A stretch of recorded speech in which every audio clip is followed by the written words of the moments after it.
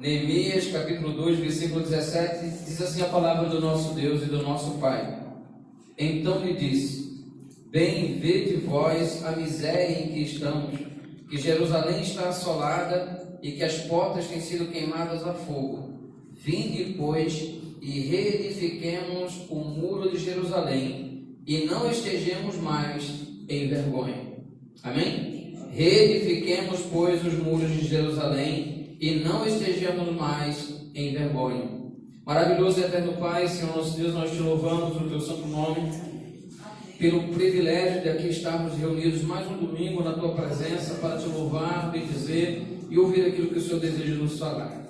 Te louvamos pela tua palavra que foi lida e te pedimos o auxílio do Espírito Santo, ó Deus, ao falar e ao ministrar ao teu povo nessa noite. Que nessa noite, ó Deus, a tua palavra, ao ser ministrada, seja alimento para as nossas almas e que produza em nós consolo, edificação e exortação, pois esse é o propósito da tua palavra ministrada. Em nome santo do teu Filho Jesus. Amém e amém. Se você ainda não colocou o seu celular no silencioso, você pode fazer no momento a fim de ajudar na reverência enquanto nós estamos ministrando a palavra. Meus queridos, Neemias é um livro fantástico, um livro onde temos a oportunidade de nos deparar com um homem extremamente perseverante, que utilizou as suas habilidades em prol do reino de Deus, em prol da reconstrução de Jerusalém, que tinha propósito. As pessoas às vezes procuram propósito para a sua vida, para a sua existência, e Neemias foi um homem que encontrou propósito para a sua existência. Aqueles que não tiveram oportunidade ainda de ler esse livro histórico do livro de Neemias, perderam a oportunidade de se contemplar uma história fantástica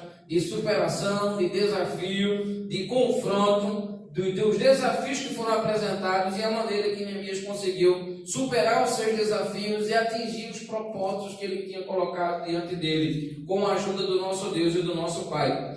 O primeiro capítulo do livro de Neemias relata um momento em que Neemias, em cativeiro, ele recebe a notícia de como estava Jerusalém. Jerusalém é a sua cidade natal, Jerusalém é a cidade dos seus pais, Jerusalém é a cidade que havia sido prometida para Abraão, para Isaac, para Jacó, para a sua descendência. Jerusalém era a cidade que mamava leite e mel, era a cidade da promessa, era a cidade que o Senhor havia prometido à sua descendência. Mas Jerusalém que foi conquistada, Jerusalém que foi edificada, Jerusalém que foi a cidade que o Senhor deu de presente para aquela nação agora desobedecendo a vontade do nosso Deus, desobedecendo a vontade de Deus, passa a fazer e a guiar-se por caminhos alheios à vontade de Deus. As escolhas daquela nação conduziram a viver e a se tornar uma nação idólatra, uma nação apóstata, uma nação que se voltou as costas para Deus, uma nação que não colocava mais Deus como prioridade na sua vida, onde o culto a Deus não era mais priorizado e onde todos os valores haviam sido completamente invertidos. O resultado disso é que Deus permitiu que o cativeiro viesse sobre eles, que o castigo viesse sobre eles, que o inimigo prevalecesse sobre eles. E o resultado é que Jerusalém foi invadida, destruída, e não apenas foi destruída as paredes do templo, as paredes, as casas, as construções, inclusive algumas que simbolizavam tanto para aquele povo, mas também foi destruída a moral, foi destruída os valores, foi destruída toda uma tradição, caiu por terra, pois eles haviam sido levados cativos. No cativeiro agora eles são injetados em uma outra cultura, em um outro idioma, em outros valores, que não eram os valores de Deus. No cativeiro, homens como Neemias permaneciam fiéis a Deus. Homens como Neemias aprenderam a temer e a valorizar a palavra de Deus, apesar de estarem no cativeiro. E no cativeiro ele recebe as informações, ele que agora já tinha uma posição de destaque, tinha acesso ao rei, diretamente ao rei, gozava da simpatia do rei, ao ponto de que, de alguma maneira, havia um relacionamento entre aquele Neemias que servia pessoalmente ao rei e ao rei, que era o homem que tinha autoridade de vida e de morte naquele momento. O relacionamento era tão profundo que mostra a intimidade ao ponto do rei entender, compreender e perceber quando Neemias estava alegre e quando Neemias estava triste. Então, apesar de estar no cativeiro, Neemias não perdeu o brilho não perdeu o brilho do seu olhar. Apesar de estar no cativeiro, Neemias não perdeu o sorriso dos seus lábios. Apesar de estar no cativeiro, Neemias não permitiu que a sua vida se tornasse uma vida amarga, uma vida de lamento, uma vida de murmúrio. Neemias, apesar de estar no cativeiro, não fez com que a sua vida se tornasse uma eterna canção de lamentação. Ele não se tornou um profeta chorão, mas Neemias aprendeu a viver naquela situação e de alguma forma extrair daquela situação o melhor possível. Esse relacionamento fica tão claro de que ele percebe, o rei percebe e se preocupa com Neemias.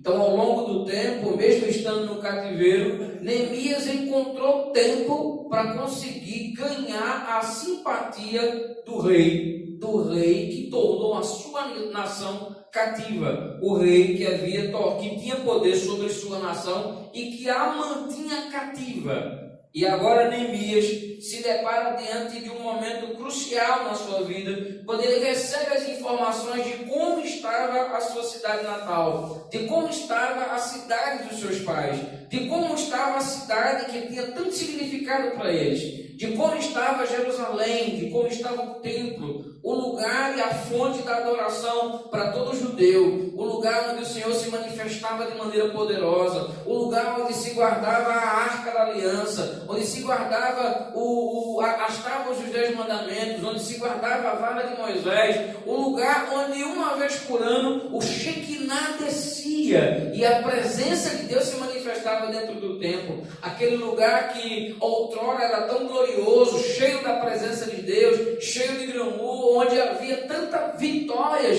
que eles haviam celebrado naquele lugar. Agora o que restava era uma sensação e um cenário de completa miséria. Quando ele pergunta como estava a situação de Jerusalém e aqueles que não foram levados para o cativeiro, como se encontravam em Jerusalém, as informações no capítulo 1, verso 3, nos diz que aqueles que lá estavam gozavam de uma total miséria, de um desespero, que tudo havia sido queimado, de que não restava absolutamente nada. Esse sentimento de desespero, esse sentimento de desolação, enche o coração de tristeza no coração de Neemias. Neemias não se dá por satisfeito ao saber que a cidade, que tinha um significado tão especial para eles, sobretudo ao lembrar das promessas de Deus sobre aquela cidade e sobre as promessas de Deus sobre a vida do seu povo, e agora saber que aquela cidade estava entregue às baratas, saber que aqueles que lá estavam sendo desprezados, humilhados, que não tinha nada construído, que aquela cidade que em algum momento foi um centro comercial, agora não restava para nada, era apenas um monturo que não servia para mais nada. O sentimento de vazio tomou conta, o sentimento de impotência tomou conta de Neemias. E Neemias, o que Neemias então poderia fazer para mudar aquela realidade? O texto nos diz que Neemias chora, que Neemias lamenta, que Neemias chora dia e noite ao lembrar da situação, do relato que ele ouviu, do relato que ele teve a oportunidade de ouvir, detalhado, da situação de Jerusalém. As lágrimas rolam dos seus olhos, os pensamentos começam a permear a sua mente, ele não encontra mais fome, ele não tem mais sede, ele não consegue dormir à noite. Noite e dia aquele homem passa a ser perturbado, incomodado pelas informações acerca da situação de Jerusalém. Jerusalém estava destruída, seus muros tinham sido vendidos, estava tudo ao chão, e agora aquela sensação de derrota, de fracasso estava instalada. Onde estava aquela cidade maravilhosa? Onde estava aquela cidade com os muros fortalecidos? Onde estava aquele belíssimo templo que outrora havia sido construído por Salomão? Onde estavam todos aqueles instrumentos de ouro, todas aquelas partes de ouro, aqueles elementos de ouro que lá estavam dentro do templo e que para mais nada serviam? Onde estava aquele povo tão alegre que cantava aquelas danças de roda enquanto louvava e adorava a Deus, cantando os seus salmos, os seus louvores, anunciando e falando das grandezas de Deus, do Deus que com mão forte os tirou da terra do Egito, que com mão forte abriu o mar vermelho, o Deus que com mão forte supriu as suas necessidades durante 40 anos no deserto. onde estava toda aquela alegria, onde estava todo aquele gozo, onde estavam todas aquelas lembranças, das recordações de tudo quanto Deus havia feito no passado. Agora era apenas um monturo, agora o que restava apenas era lixo, agora o que restava agora era destruição, agora o que restava era pedaços de telhas, cacos de muros. O que restava agora era uma multidão de pedaços de coisas que em algum momento tiveram até algum significado, mas agora eram apenas entulhos. Na nossa vida, como na cidade de Jerusalém, também acontece em alguns momentos, em algumas circunstâncias, momentos em que por causa das nossas escolhas também somos destroçados. As nossas escolhas ou escolhas de outros, acabamos sendo destroçados.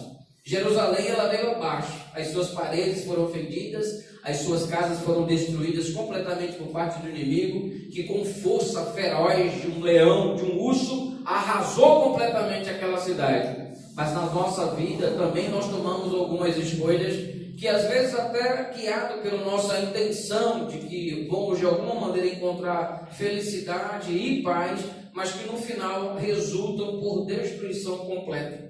Muitas vezes nós não somos destruídos, os nossos muros, a nossa casa, os nossos sonhos, os nossos projetos, eles não são destruídos por um inimigo externo, mas eles são destruídos por um inimigo interno.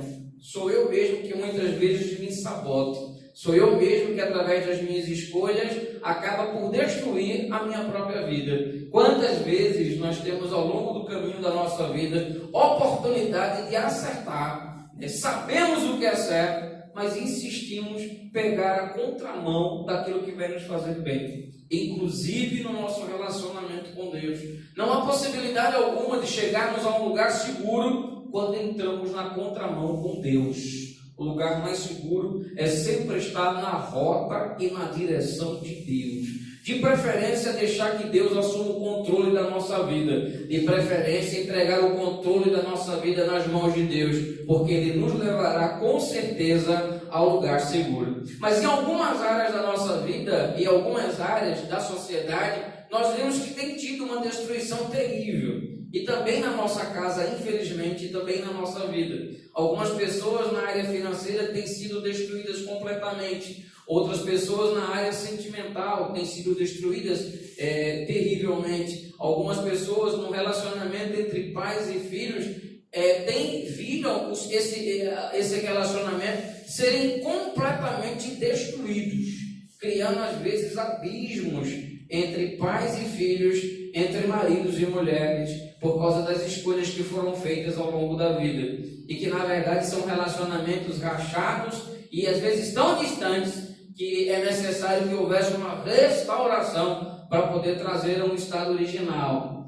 E na nossa vida, essas feridas, esses escombros, essas rachaduras que surgem e nos causam dores, nos causam ferida, nos fazem muitas vezes viver uma vida que não é aquilo que nós planejamos, mas muitas vezes é justamente assim que nós estamos vivendo. Algumas pessoas que às vezes saem da sua casa e vêm para cultuar a Deus, para adorar a Deus, para exaltar o nome do Senhor, mas elas não conseguem plenamente ficar livre para adorar, porque elas olham para a sua vida e percebem que existem algumas áreas da sua vida que estão completamente destruídas por causa das suas próprias escolhas e destruídas pelas escolhas de outras pessoas que acabam de alguma forma nos afetando. Nós não escolhemos nos destruir. As escolhas, muitas vezes voluntárias ou não, acabam resultando por destruir o nosso relacionamento um com o outro, destruir o nosso relacionamento com o nosso Deus e com o nosso Pai. E o mais triste é que algumas pessoas estão vivendo justamente como aquelas pessoas estavam vivendo lá no capítulo 1, no versículo 13. O texto vai nos dizer que aqueles que ficaram em Jerusalém estavam vivendo entre os escombros, estavam vivendo entre aquilo que tinha sido destruído.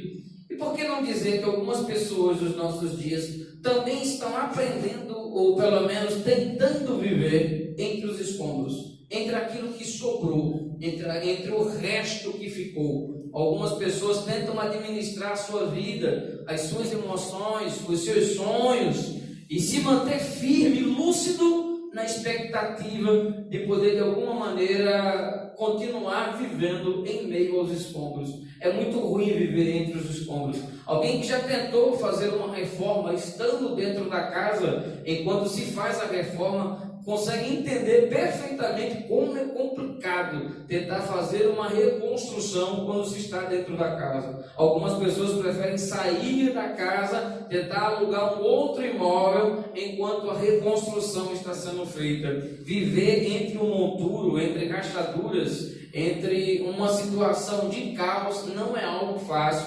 Mas o texto de Neemias nessa noite lido, e o livro de Neemias, ele mostra algumas características interessantes que nos ajudarão a entender de que o tempo da restauração na vida de Neemias chegou, e de que o tempo da restauração de Deus na nossa vida também pode chegar.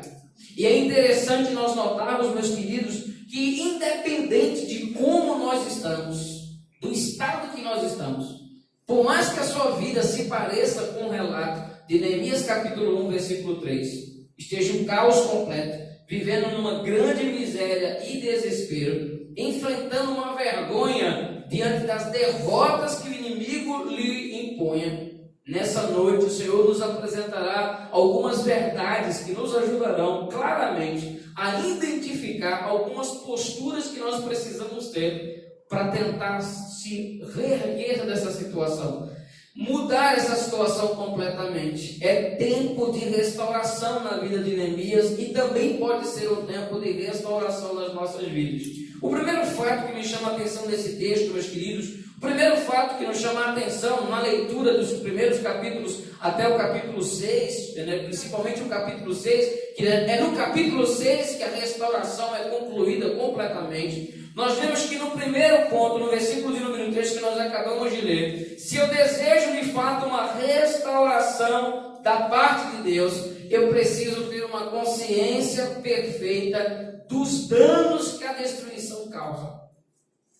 Eu preciso ter uma consciência perfeita daquilo que a destruição causa, porque algumas pessoas, por incrível que pareça, elas não percebem os danos do que a destruição causa. A destruição, ela causou tristeza, a destruição trouxe miséria, a destruição trouxe uma sensação de total abandono, mas por incrível que pareça, algumas pessoas estão, nos nossos dias, vivendo uma situação semelhante a essa, uma situação de terem a vida completamente destruídas, mas não se dão conta que estão vivendo e percebendo e enxergando a sua vida completamente destruída. Quem de nós não conhece alguém que tem perdido, que perdeu o casamento, que perdeu a família, que perdeu o relacionamento com os filhos, que dia após dia tem enfinhado, cada dia mais se aprofundado em um vício, e que esse vício tem tirado a sua moral, tem tirado a sua dignidade, tem feito com que ele se torne instrumento de vergonha, o seu corpo tem definhado completamente, o camarada tem signo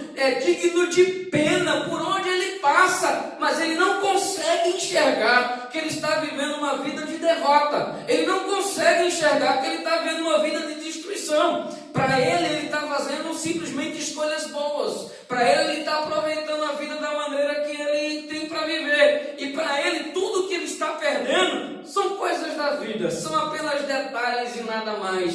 Enquanto ele destrói o seu casamento, enquanto ele destrói o relacionamento com os seus filhos, enquanto ele destrói a sua saúde, enquanto ele fisicamente se torna completamente abatido, mas ele continua vivendo um estilo de vida e não consegue enxergar o tamanho da destruição que a sua vida se encontra. Quem não conhece os sindicatos da vida, daqueles sindicatos lá, daquele grupo de pessoas que passam dia e noite bebendo, pessoas que atrás daquela situação tinha uma família, tinha uma boa esposa, tinha filhos excelentes, que podia estar numa situação completamente diferente, mas o cara está acabando com a vida dele, com as escolhas que ele está fazendo. Mas se nós formos falar para ele, ele vai dizer, não consigo enxergar nada disso. E na verdade eu perdi a minha mulher não me aceitou mais porque aquela mulher ela não me entendia. Aqueles filhos, eles sempre são a favor da mãe. Eu perdi o meu trabalho, mas é porque o meu gerente era um cara muito complicado. Ele vai sempre tentar encontrar uma resposta para tentar se justificar a situação que ele se encontra.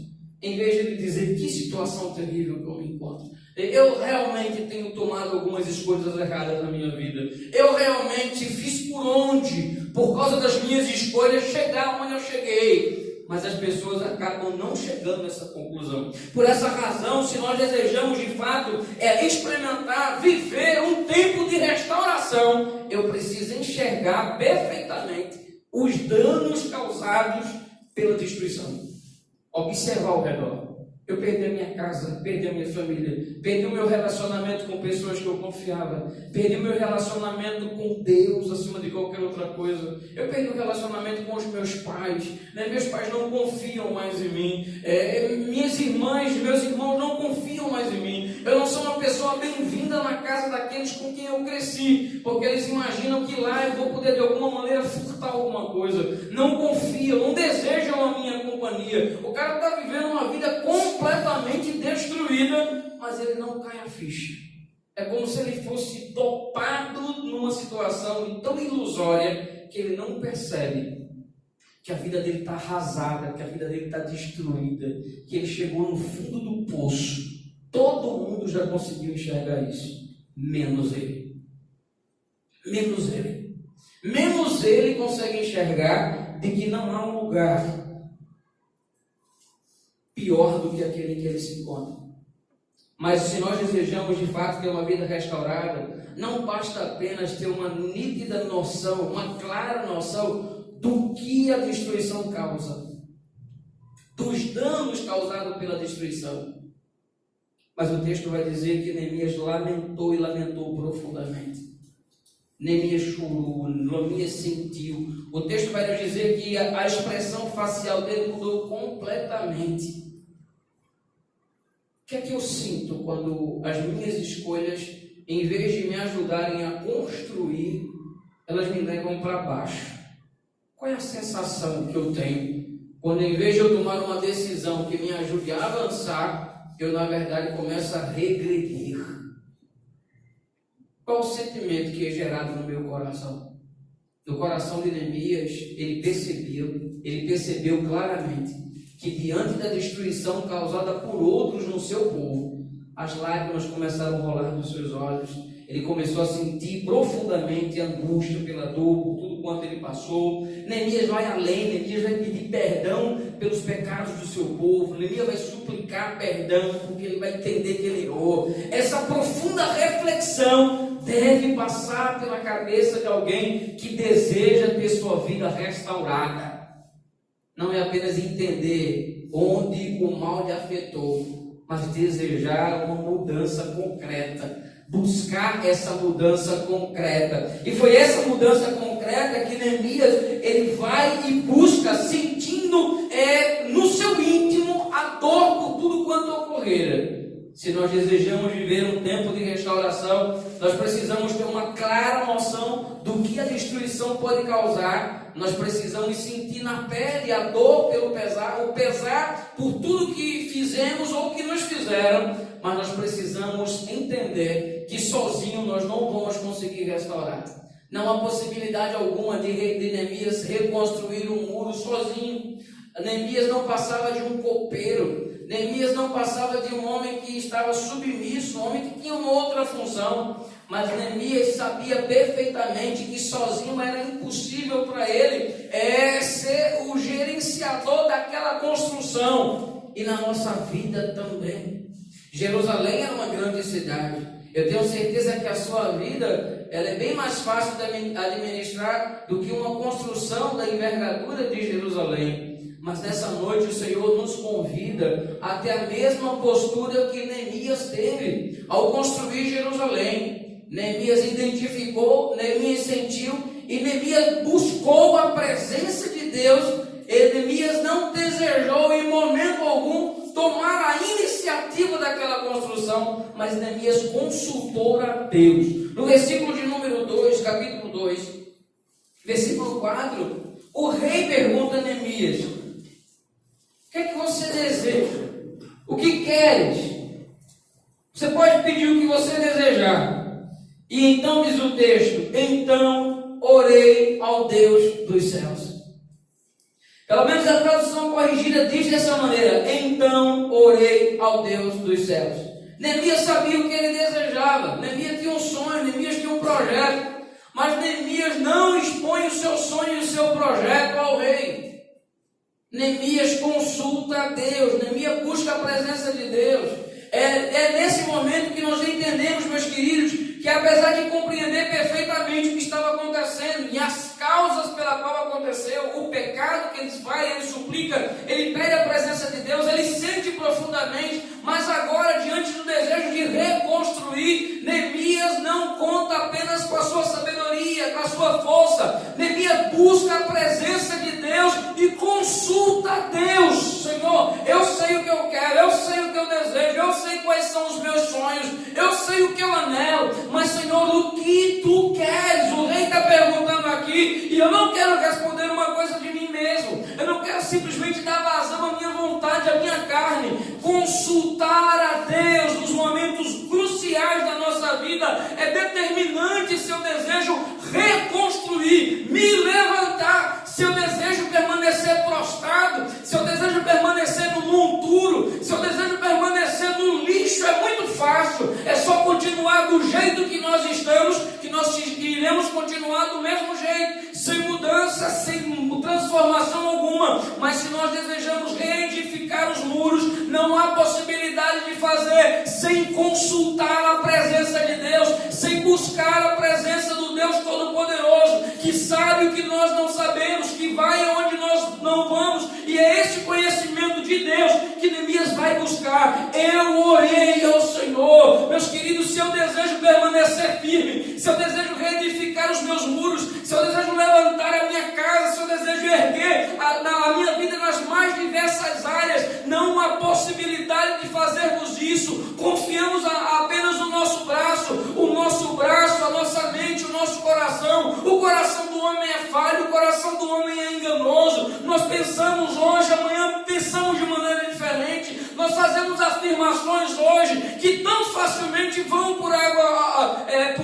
abaixo, por palavras que são lançadas ao vento todos os dias. Mas a palavra de Deus, ela permanece firme nas nossas vidas. A palavra de Deus, ela é imutável, e por essa razão ele consultou a Deus. Eu tinha no meu coração um desejo, mas eu vou orar ao Senhor, eu vou pedir orientação a Deus. É essa orientação de Deus que nós precisamos para reconstruir o nosso casamento. É dessas instruções de Deus e desse relacionamento de Deus que eu preciso para reconstruir o meu relacionamento com os meus filhos. É dessa direção de Deus que eu preciso para reconstruir a minha vida financeira, a minha vida espiritual, a minha vida amorosa. Os meus relacionamentos precisam ser reconstruídos, mas não é uma estratégia que surja do meu coração, é uma estratégia que surja do coração e do trono de Deus. Por essa razão eu vou orar, pedindo que Deus possa me orientar. Eu não quero falar por mim mesmo, eu não quero agir por mim mesmo, eu não quero tomar uma decisão baseada no eu, na minha própria vaidade, no meu próprio ego.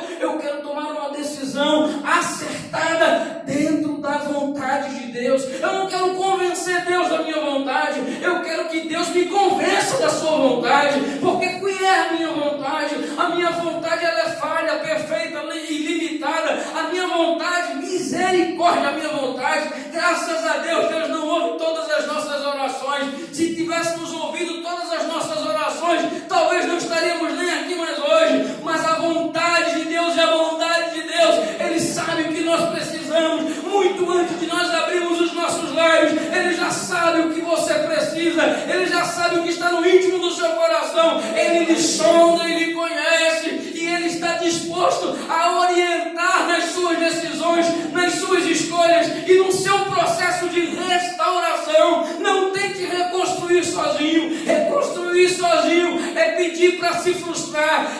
Tentar reconstruir sozinho é trabalhar em vão. Trabalhar em vão, meu querido. Mas quando nós entendemos de que quem restaura é Deus, nós vamos buscar a orientação dele. Espera aí que eu vou orar e falar com meu Deus. Espera aí que eu vou falar com o Deus de Abraão, de Isaque e de Jacó. Eu não vou tomar uma decisão pautada apenas no meu querer. Eu vou tomar uma decisão pautada na vontade soberana do meu Deus, do meu Senhor, do Deus de Abraão, de Isaque e de Jacó. E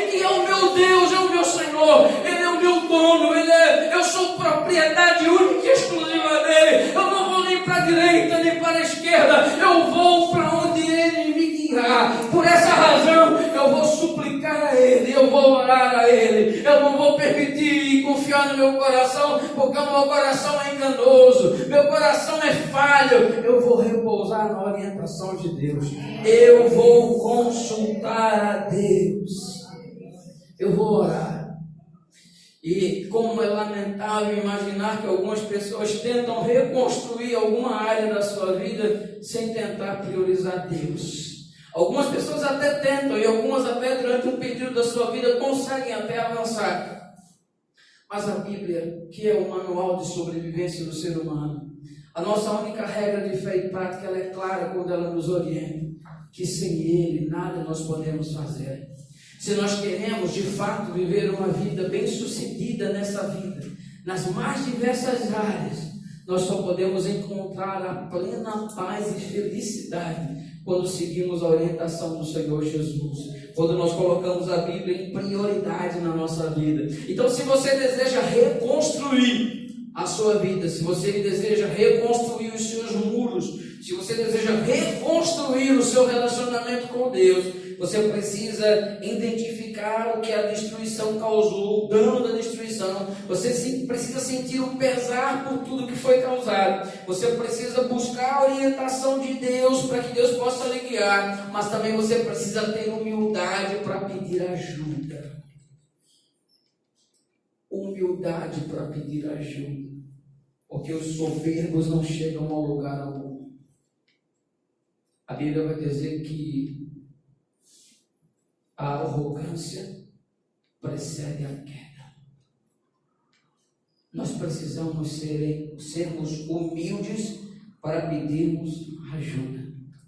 É por essa razão que quando o rei, ele dá, no versículo de número, versículo 4, Neemias ele vai e ele ora a Deus, e então ele vai dizer ao rei o que ele deseja. E ele vai dizer: se é do agrado do rei, se teu servo é aceito em tua presença, peço-te que me envie a Jerusalém, a cidade dos sepulcros dos meus pais, para que eu a edifique. Então ele faz o pedido, ele lança o propósito que ele entende como propósito da sua vida. Eu desejo ir. E o rei então disse, estando a rainha sentada junto a dele: quanto tempo vai durar a viagem? E aí ele vai dizer quanto tempo vai durar a viagem. E disse mais o rei: se o rei parecer bem, dê-me cartas. Olha só, se parecer bem ao rei, disse Neemias ao rei: me dê cartas para os governadores da além do rio, para que me deem passagem até que cheguem a Judá, como também cartas para Asaf, para que guarda do rei, para que me dê madeira para cobrir as portas.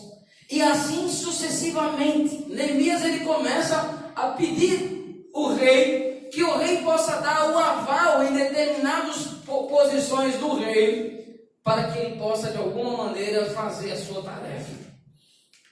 Está dizendo: rei, olha, eu quero o seu apoio, eu quero a sua permissão, você tem a minha permissão, pode ir reconstruir. Agora eu quero que o senhor me dê cartas, para que eu possa andar livremente por determinados territórios, né, e apresentar lá, para que alguém possa me ajudar fornecendo madeira para que eu construa as casas. Não há possibilidade de reconstruir nada na nossa vida sem entendermos que nós precisamos de ajuda, sem entendermos que sozinho nós não vamos conseguir. O homem não nasceu para viver sozinho. O homem já viveu um período sozinho, lá no Jardim do Éden. E alguém disse que não é bom que o homem esteja só. E esse alguém não é um pensador, não é um terapeuta, psiquiatra, psicólogo. É o próprio Deus que disse: não é bom que o homem esteja só. Não é bom que o homem esteja só. Então o homem precisa de ter a humildade para enxergar quais as áreas da sua vida estão destruídas. O homem precisa ter a sabedoria para sentir na pele a dor causada por essa destruição, causada pelas suas próprias escolhas ou pelas escolhas de outros.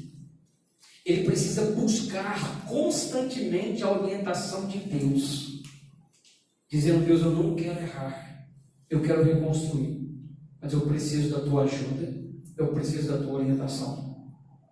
Ele precisa ter humildade para dizer: Senhor, eu sei, que eu vou precisar de outras pessoas para me ajudar. E eu quero que o Senhor me dê aval. Quero que o Senhor abra o caminho. Sozinho eu não vou conseguir. Aí é onde entra a igreja, aí é onde entra os familiares, aí é onde entra amigos verdadeiros, aí é onde entra pessoas sábias que possam de alguma maneira nos orientar, aí é onde entra terapeutas, psicólogos, médicos, pessoas que de alguma forma nos ajudam a reconstruir a nossa vida, os nossos sonhos e, por que não, as nossas emoções. São pessoas que precisamos entender que de alguma maneira Deus levanta para nos ajudar a reconstruir.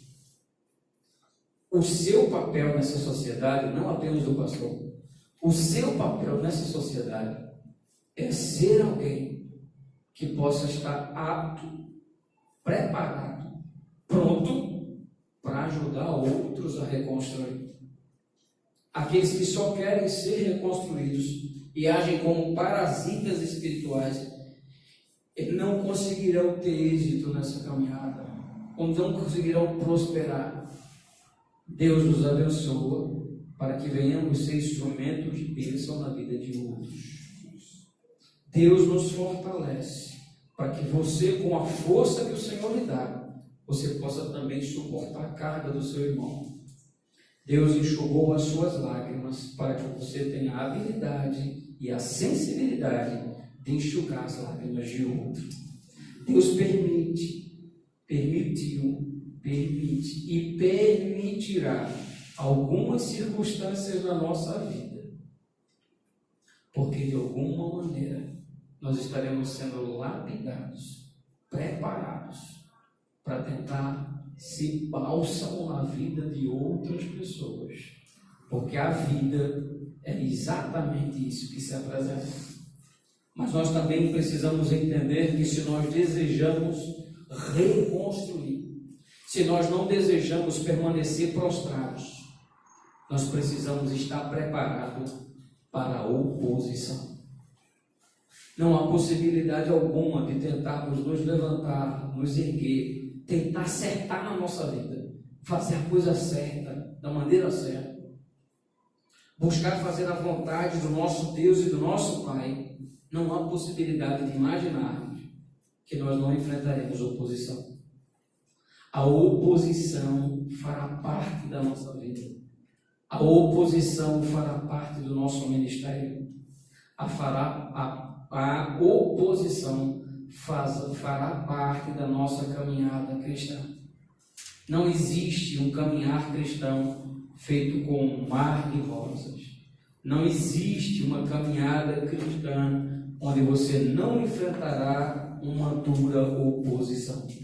Mas o texto nos diz que Neemias enfrentou sérias oposições, entre esses Tobias e Sambalate, que se levantaram de toda forma para tentar paralisar, neutralizar o sonho, o projeto e a visão que Deus tinha colocado na vida de Neemias. Tentaram parar de uma maneira, tentaram parar de outra, tentaram desestimular, menosprezaram. Esse muro aí, até uma raposa derruba. Tentaram levantar dúvidas com relação à intenção do coração de Neemias. Neemias está fazendo isso, mas ele tem planejado dar um golpe de Estado, proclamar a independência de Jerusalém, passar por cima do rei. As intenções do coração de Neemias foram maculadas. A intenção daquele homem foi colocada em xeque. As pessoas imaginavam que ele era um oportunista, um mentiroso, um falso profeta e alguém que estava se levantando contra o rei. Tentaram parar de toda maneira. Se você se propôs a se levantar, se você se propôs a levantar os seus muros, a proteger a sua casa, a proteger o seu casamento, a não se conformar em ter uma vida cristã estagnada, mas você quer uma vida cristã guinada, dá uma guinada na sua vida espiritual, você precisa entender que a oposição sempre vai se levantar. Essa oposição às vezes será da igreja, de pessoas da igreja. Essa oposição às vezes pode ser do trabalho, da faculdade. Essa oposição pode ser dentro da própria casa. E essa oposição pode ser também dentro do seu próprio coração. As dúvidas, a ansiedade, os receios, os temores. Mas nessa noite, diga ao seu coração e aos seus adversários aquilo que Neemias disse para Tobias e Sambalate: estou eu ocupado em uma grande obra, de modo que não posso parar. Estou eu ocupado em uma grande obra, de modo que não posso parar. Os adversários estarão lá, suas tramas continuarão lá, as acusações estarão lá, mas eu estou ocupado em uma boa obra, de modo que não posso parar. Consulte a Deus, peça ajuda, esteja disposto a ser humilde para pedir ajuda e não desista diante da oposição. Quem desistir diante da oposição não vai chegar a lugar algum, vai morrer na praia, vai chegar a lugar algum. Apenas aqueles que não desistem conseguem atingir os seus objetivos. E por último, meus queridos, se você deseja levantar-se, erguer-se, creia naquilo que Neemias relata no versículo de número 17, no versículo de número 18, quando ele diz: então lhes declarei como a mão do Senhor me fora favorável. Como a mão do Senhor me fora favorável. Versículo 20. Então lhe respondi e disse: o Deus dos céus é que nos fará prosperar. O Deus dos céus é que nos fará prosperar. Se você deseja de fato se erguer e viver um tempo de restauração na sua vida, a última verdade que você precisa ter enraizada no seu coração é de quem vai fazer isso é Deus. Você apenas precisa se colocar nas mãos de Deus e dizer como o menino Samuel: fala que o teu servo ouve, ou eis-me aqui, cumpra-se em mim segundo a tua vontade, como disse a menina chamada Maria. Que Deus nos abençoe. Que Deus, dia após dia, esteja lapidando as nossas vidas. Esses dias são difíceis. Estamos vivendo dias difíceis. Mas quero vos lembrar, como ministro do Evangelho, de que o que nós estamos vivendo hoje não é nem o princípio das dores, daquilo que aguarda, que nos aguarda no futuro, pelo que diz as Escrituras. Por essa razão, vigiemos e oremos, porque o Senhor está voltando. Maravilhoso e eterno Pai, Senhor nosso Deus, te louvamos pela tua bondade, pela tua misericórdia, te louvamos porque dia após dia temos visto a tua palavra se cumprir. E nesses dias tão difíceis, ó Deus, onde o mundo está em medo, a tua igreja não pode ser uma igreja covarde. A tua igreja precisa cumprir o papel de anunciar a mensagem com ousadia. E por essa razão, Pai, nós estamos aqui e te suplicamos que o Senhor nos ajude, que o Senhor nos perdoe, que o Senhor nos oriente, ó Deus, lapidando a nossa mente e o nosso coração. Protege-nos, livra de todo mal, e que a palavra nessa noite ministrada possa encontrar lugar nos nossos corações. Ajuda-nos, ó Deus, a reconhecer que talvez possa haver áreas na nossa vida que estão destruídas. Dai-nos, ó Deus, a sensibilidade de entender que não podemos nos conformar, cruzar os braços e declarar completamente a derrota diante de algumas áreas que possam estar destruídas. Mas incomoda-nos através do Teu Espírito Santo. Traz, ó Deus, através do Teu Espírito Santo, uma atitude que nos conduza a lutar, se levantar, a buscar a Tua face e a pedir, ó Deus, que venhamos experimentar um tempo de restauração. Neemias prosseguiu na caminhada, reconstruiu não apenas os muros, mas o templo, e como Ageu nos ensina no seu pequeno livro, a glória da segunda casa foi maior do que o da primeira. que o Senhor também nos ensine que com sabedoria e atitude, quando colocamos, ó Deus, as coisas nos devidos lugares e colocamos o Teu reino em primeiro lugar e buscamos reconstruir aquilo que foi destruído, o resultado é que a última casa, o último estado, será melhor do que o primeiro. Que essa seja não apenas um texto profético com relação ao templo naquela época, mas que seja uma realidade nas nossas vidas, pois assim a Tua palavra nos mostra. Em o nome santo do Teu Filho Jesus, dai-nos uma noite de paz, um sono tranquilo, protege-nos até chegar nos nossos lares, toma conta da nossa nação, ó Deus, das igrejas, dos nossos governantes, daqueles que forem sinceros, que o Senhor esteja protegendo e livrando-nos de todo o mal. E protege-nos até chegar nos nossos lares, dai-nos uma semana de paz e de bênção, em o nome do Teu Filho Jesus. Amém e amém. Deus abençoe a todos em nome do Senhor Jesus.